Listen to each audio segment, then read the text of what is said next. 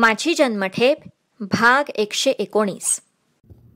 हा भाग कै सौ रश्मी सुहास परांजपे पुणे यांच्या स्मरणार्थ सुहास विष्णुपंत परांजपे यांनी प्रायोजित केला आहे.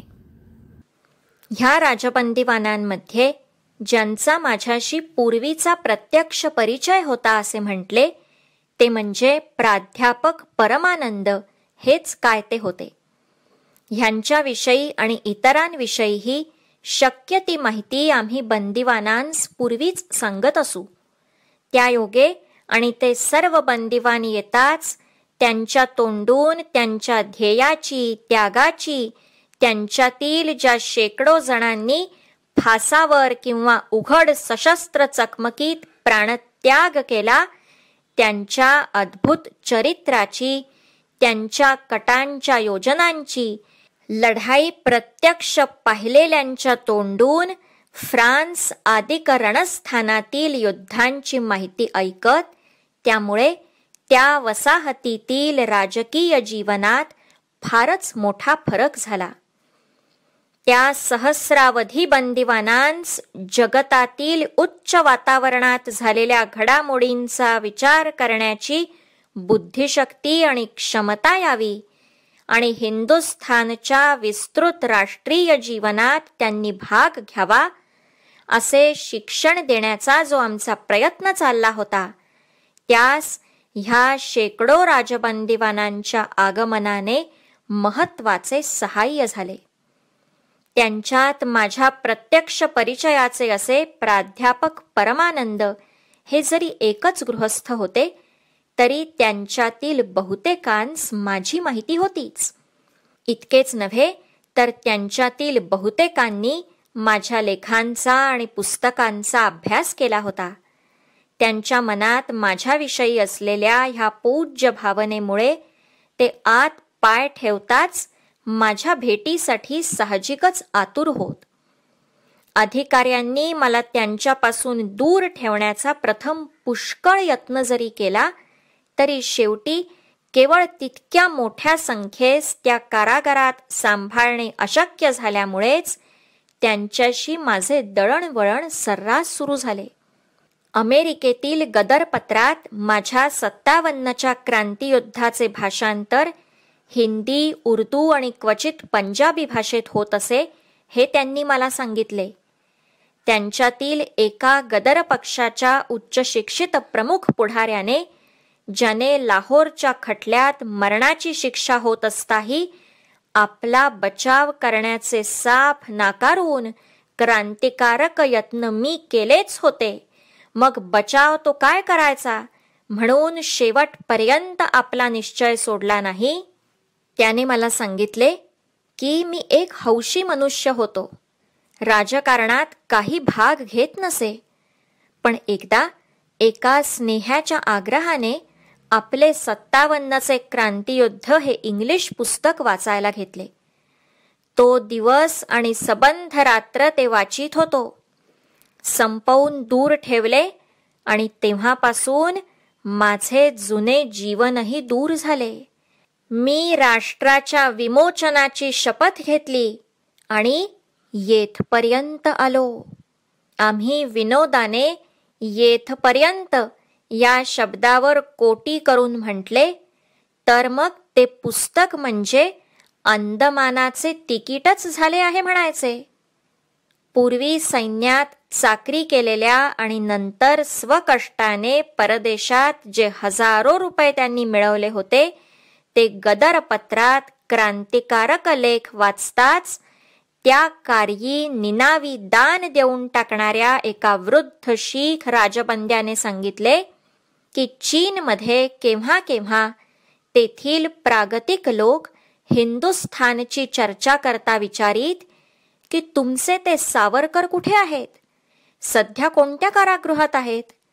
यावर त्यांस आमच्या अंदमानातील घाणा फिरवणे इत्यादी कष्टांची माहिती या शीखांनी सांगताच ते कळवळून उत्कट दुःख प्रदर्शित करीत. आम्ही विलायतेत असता त्यावेळेस सन्यत सेनच्या पुढारीपणाखाली असलेल्या चीनच्या क्रांतिकारक केंद्रात आणि वर्तमानपत्रात हिंदुस्थानची माहिती प्रसिद्ध करण्याचा प्रयत्न करीत असू. त्यापैकी काही चिन्यांस तरी आमची आठवण त्या 1915-16व्या वर्षापर्यंत होत होती हे पाहून आम्हास ते विलायतेतील प्रयत्न अगदी विफल झाले नाहीत असे वाटू लागले. त्या तेलाने असंतोषाचा अग्नी भडकवला. या घाण्याच्या गोष्टीवरून आम्हास घाणा फिरवावा लागला. ही बातमी अमेरिकेतच प्रथम कशी प्रसिद्ध झाली ती गोष्ट आठवली. या आमच्या शीख बंदिवानांपैकी काही शूर आणि ध्येयनिष्ठ शीखांना कर्तव्योन्मुख करण्यास ती गोष्ट उत्कटपणे कारणीभूत झालेली होती. ते सांगत, तुम्हास तेलाच्या घाण्यास जुंपलेले आहे असे चित्र क्रांती पक्षाने छापलेले होते. ते अमेरिकेत विकीत चाललेल्या मुलांपाशी आम्ही पाहिले तेव्हा आम्हास अत्यंत खेद होऊन डोळ्यात आसवे उभी राहिली आणि वाटले, अरे रे, आपल्या राष्ट्राच्या उद्धाराकरिता हे असले थोर पुरुष हे हाल सोशीत असता आपण दारूचे पेले उडवीत आणि पैसे मोजीत रममाण व्हावे, ही केवढी लाजेची गोष्ट आहे. या प्रकारच्या तीव्र पश्चात्तापाने राष्ट्रकार्यार्थ आपणही काही करावे अशी उत्कट इच्छा त्यांच्यात उत्पन्न होऊन त्यांनी तिकडे कमवलेल्या हजारो रुपयांच्या मत्तेस शेवटी लाथ मारून ते शीख, जे लोक हिंदुस्थान स्वतंत्र करण्यासाठी अमेरिकेत हिंदुस्थानास शिरहातावर घेऊन निघाले, त्याबरोबर निघते झाले. ह्या अशा आम्हाविषयीच्या त्यांच्या अनुभवाच्या प्रत्येकी ते कितीतरी गोष्टी सांगत. त्यातील 1-2च आठवणी वर दिल्या आहेत. शेवटच्या आठवणीचे आम्हास विशेषच आश्चर्य वाटते. कारण जेव्हा त्या काळ्या पाण्यावर एकांत कोठडीत आम्ही तो घाणा घेरी येई तो फिरवीत होतो, तेव्हा अनेक विचारात हा विचारही त्रस्त करी की हेही कष्ट सोसले असते, पण जर यांची वार्ता देशास पोचून तिकडच्या असंतोषाच्या अग्नीस अधिक चेतवण्यासाठी ती तेल होऊन त्यात पडती तर.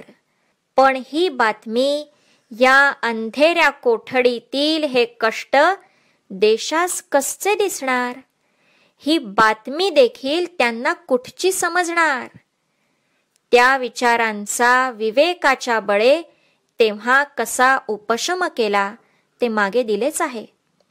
परंतु ही आठवण त्या माझ्या शीख मित्रांनी सांगताच मला अर्थातच वाटले की घे, ज्यांची बातमी सुद्धा कोणास कळत नाही अशा यातनाही सोसल्याच पाहिजेत. त्या निष्फळ दिसणाऱ्या यातना सहन करणे हा राष्ट्राच्या एकंदर यातना सफळ करण्याच्या कार्यक्रमात एक अपरिहार्य भाग असतो. म्हणून त्या कोणास न कळल्या तरी विशेष चिंता नको होती. पण योगायोगाने त्या यातनांची बातमी स्वदेशास पोचून त्यांचा प्रत्यक्ष उपयोगही झाला पहा.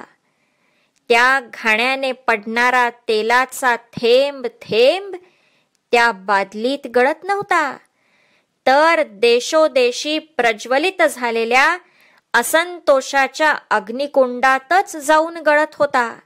हे घे त्याचे प्रत्यंतर. लेखक स्वातंत्र्यवीर सावरकर. वाचन गीता चारुचंद्र उपासनी.